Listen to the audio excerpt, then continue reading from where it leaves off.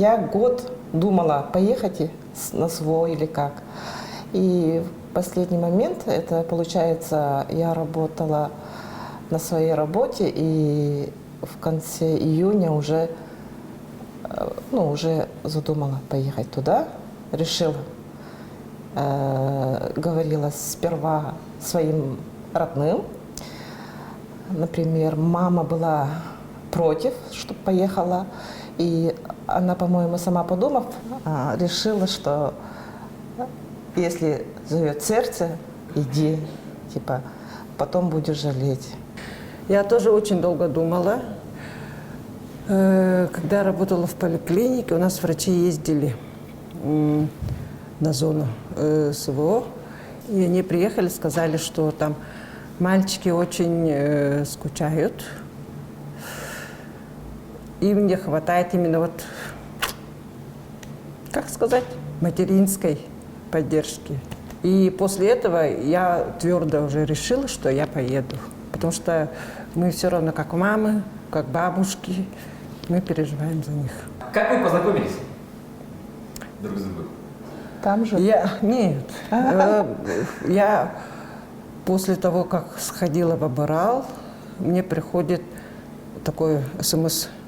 Здравствуйте, я с вами еду на СВО. Меня зовут так-то, так-то. Такая, кто такая? Ладно. Я такая звоню. Такая, алло, ты же едешь на СВО?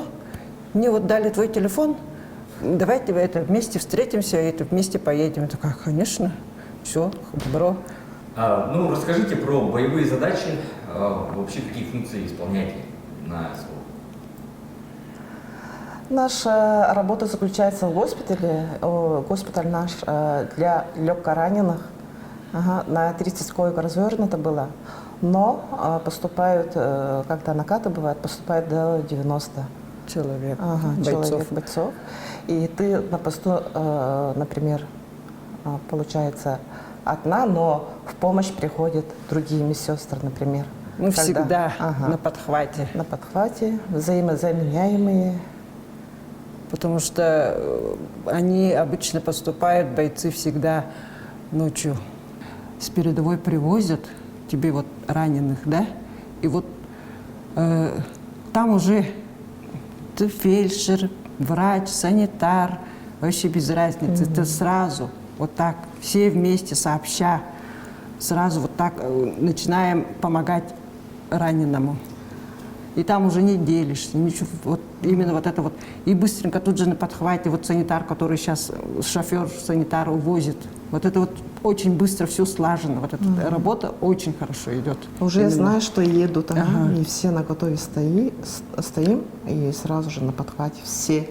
И врач, и кто угодно. Вообще без разницы, да. Все, Самое сложное для меня, например, не сложное, а психологически сложно было работать в пункте эвакуации. Это когда с передового вытаскивают бойца раненого и сразу привозят туда. Ты оказываешь первую медицинскую помощь.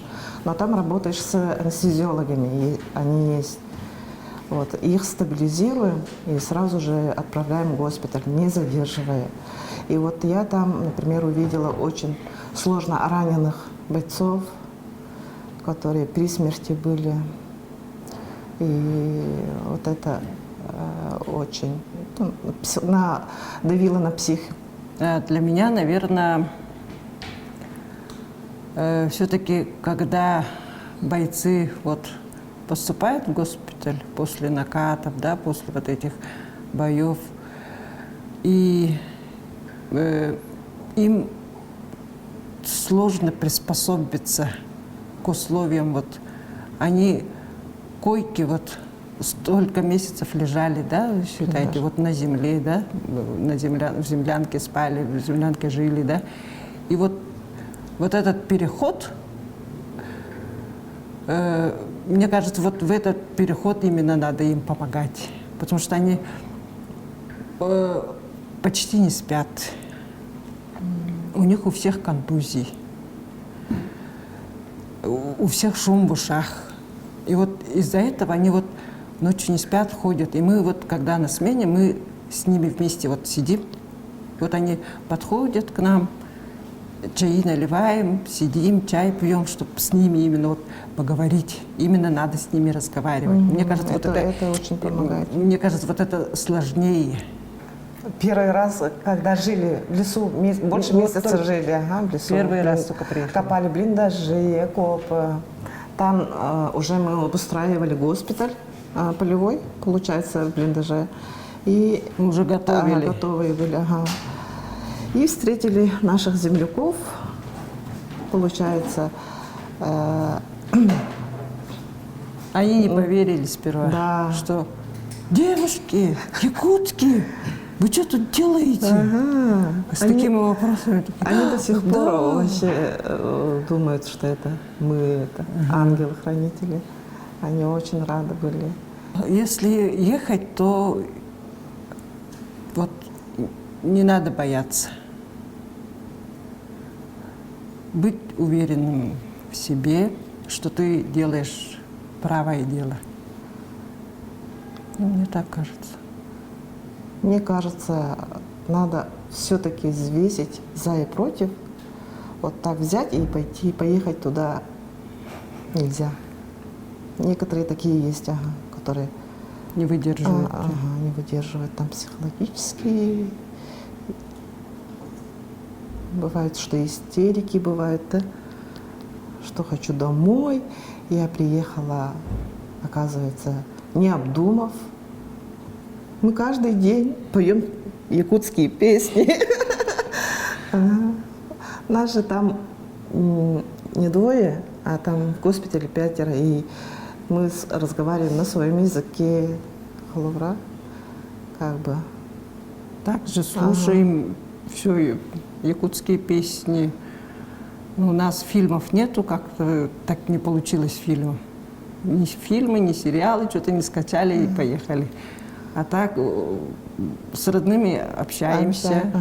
Когда, не было, постоянно. когда в лесу жили, тогда было же, да? Да, они на месяц нас потеряли. Мы потом такие через месяц звоним и такие, сразу же отругали. Почему на связь не выходите?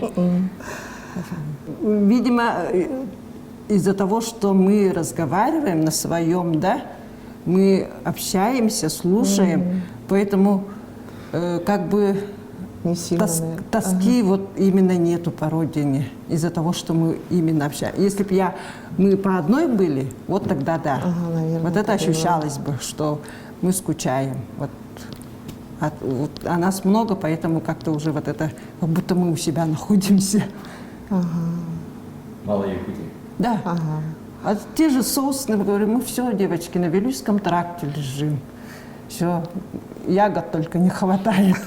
Ну, чувствуется поддержка республики? Очень. Очень. Очень чувствуется. Очень. И хотели бы поблагодарить вот ребят, которые постоянно к нам приезжают, волонтеров наших, опорников. И плюс еще к нам приезжали с Улусов, с Нюрбинского Улуса приезжали, с Намского Улуса приезжали и Чурапчинский Улус. Очень важно общение со своими. Ну, дать И знать ага. своим родным, что они живы, здоровы. Мы всегда Вот предоставляем телефоны свои даем, свои чтобы телефоны, они всегда чтобы общались со поговорили, своими. И нас очень И много в основном, контактов. и в основном они сразу звонят своим матерям. Да. И вот их матери обратку пишут мне. Вот Кустук, типа, спасибо, что ты... Они, родители, очень ждут их звонка, весточку услышать.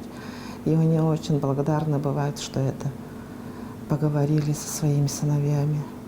И бывает, что наши земляки в разных госпиталях бывают. Мы, если узнаем, что они вот в другом корпусе, мы идем туда. И мы знакомимся. По мере возможности готовим оладьи, Да. если есть время, и несем, например, им. Оладьи у нас всегда есть. Это без оладья не якут. Да?